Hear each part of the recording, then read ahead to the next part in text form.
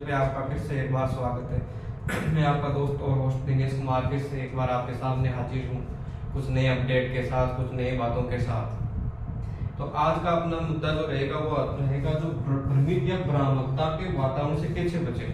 मतलब आप जो मिसगाइड होते हो, मार्केट्स में कुछ भी देख लेते हो, कुछ भी किसी का मतलब सोशल मीडिया पे आपने कुछ देख लिया, अखबार में कुछ पढ़ लिया, आपके दोस्तों ने आपको कोई बात बता दी, उसको देखकर बहुत जल्दी पैनिक हो जाते हो, अपने आप को मतलब कि समझ नहीं पाते हो कि यार मतलब मेरा तो दिमाग खराब हो गया, भ्रमित हो जाते हो उस चीज से, मिसगाइड हो जाते हो।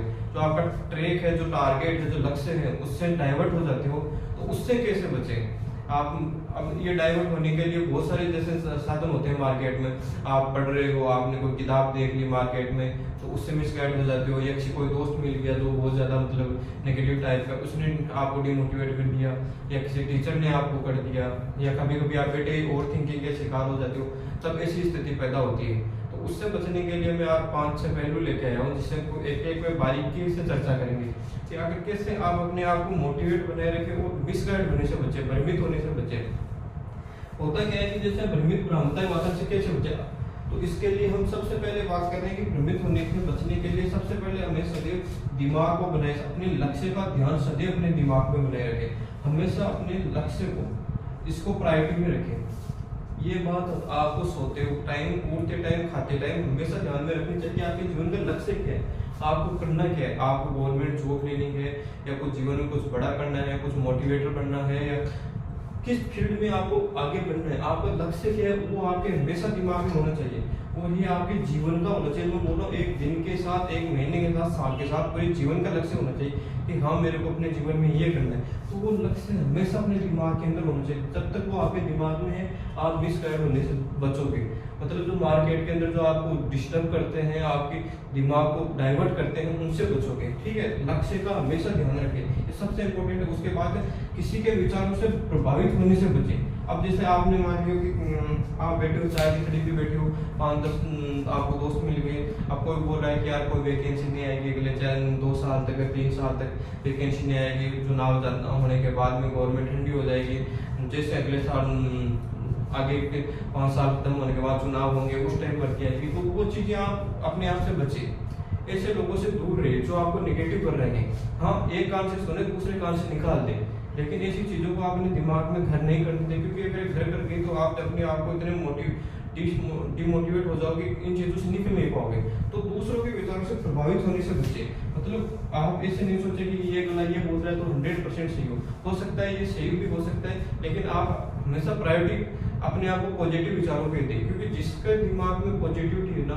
वो लाइफ में कहीं पे भी जा सकता है, कुछ भी कर सकता है। ठीक है, दूसरा है सुनिए सबकी किंतु करे स्व विवेक की। ये दूसरे भाग जो पॉइंट है उसी का एक हिस्सा है, यानी स्व विवेक का काम में लें। मान लो कि आपको जैसे मैं बोल रहा हूँ, या कोई और बोल रहा है, आपका दोस्त बोल रहा है, आपके पेरेंट्स बोल रहे हैं, आपको सुनना तो है, लेकिन उसके ऊपर एक चिंतन करें, ज्यादा दिमाग में घरने बने, सिर्फ चिंतन करें, स्व विवेक से सोचे कि ये जो बोल रहा है उसमें कितनी सच्चाई है, क्या पहले ऐसा होता आया है, उसके ऊपर डिसीजन ले, और उसके बाद खुद के विवेक से निर्णय ले कि हाँ कि ये सही बोल रहा है, इसमें क्या संशोधन करना चाहिए, इससे मेरे को कैसे बचना चाहिए, इसका मतलब मेरे को क्या ध्यान रखना चाहिए। तो उन चीजों के ऊपर एक एक के बारीकी के उससे आप एनालिसिस करें और फिर स्व विवेक से डिसीजन ले। ठीक है, ऐसे नहीं कि आप मैंने जो बोल दिया आप अपने बस को दिमाग में थोप लिया कि हाँ सर ने बोल दिया तो वो फीड कर लो, वो 100% सही नहीं, 100% कुछ भी सही नहीं होता। आदमी की परिस्थितियां और उसके विवेक के आधार पर डिसीजन लिए जाते हैं, इन्वायरमेंट के आधार पर। हमेशा मेरी कही हुई बात या किसी की कही हुई बात 100% लागू नहीं होती, परिस्थितियों के अनुसार डिसीजन लिए जाते हैं। कि आज के पहले 20-100 साल पहले जो खबरें चलती थी वो आज लागू नहीं होती। क्यों? क्योंकि अब समय बदल चुका है, समय वो चीजें समय के साथ बदलती रहती है, तो बदलने के साथ साथ जो कहावतें हैं, जो थ्योरी है, वो भी बदलती रहती है, वो हमेशा फिक्स नहीं रहती कि हाँ जो आज के 50 साल पहले सही थी वो बात आज भी सही नहीं।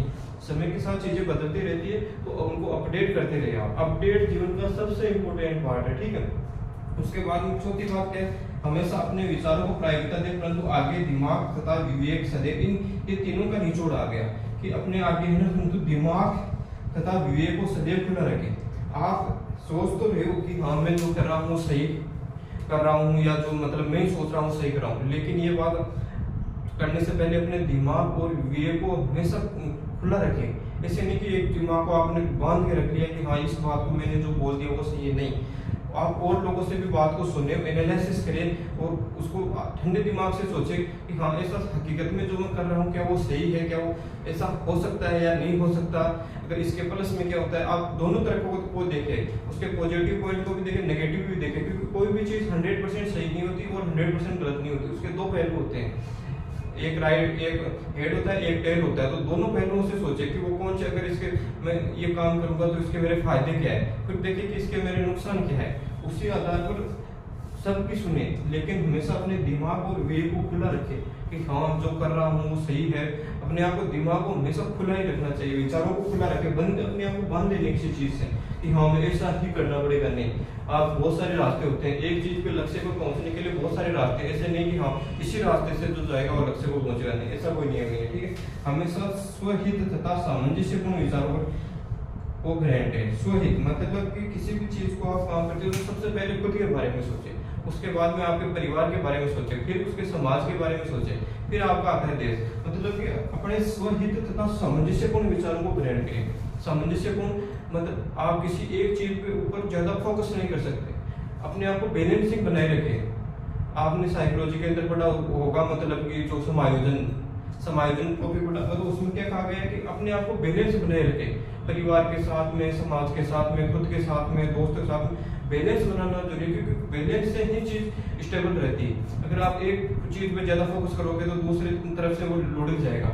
इसीलिए अपने आप को सामंजस्यपूर्ण बैलेंस बना के ही रखे, खुद के हर काम के लिए, सोने के लिए, खाने के लिए, पढ़ने के लिए, हर चीज का एक टाइम शेड्यूल बनाए रखें, तभी आप अपने आप को एक व्यवस्थित जीवन अपना पाओगे, ठीक है। दूसरा है दूरगामी विचारधारा को ग्रहण करें। दूरगामी मतलब कि आपको अगले 3-4 साल तक की रणनीति या 5 साल तक की या अपने जीवन तक की रणनीति बनाए रखें। रोज उठते ही पहले दिन की रणनीति बनाएं और हर सप्ताह में एक बार आगे की 1 साल की रणनीति बनाएं, और उसके बाद में उसमें कितना एनालिसिस हुआ, कितना अपडेट हुआ, कितने में मैंने कितने जो सोचा था उसके कितने % मैंने लक्ष्य को प्राप्त किया और कितना नहीं कर पाया, उसके बारे में एक एक के ऊपर विचार करें। तो इसे कहते हैं दूरगामी विचारधारा, मतलब कि अपने आप को आगे की एडवांस सोच बनाए रखें कि मेरे को उसके लिए क्या करना चाहिए, उसे बोलते हैं दूरगामी विचारधारा को ग्रहण करना। और सबसे लास्ट में अधिक से अधिक सीखने की भावना को हमेशा बनाए रखें। ये सबसे इम्पोर्टेंट है कि आप अपने आप को सीखने के लिए बनाए रखें।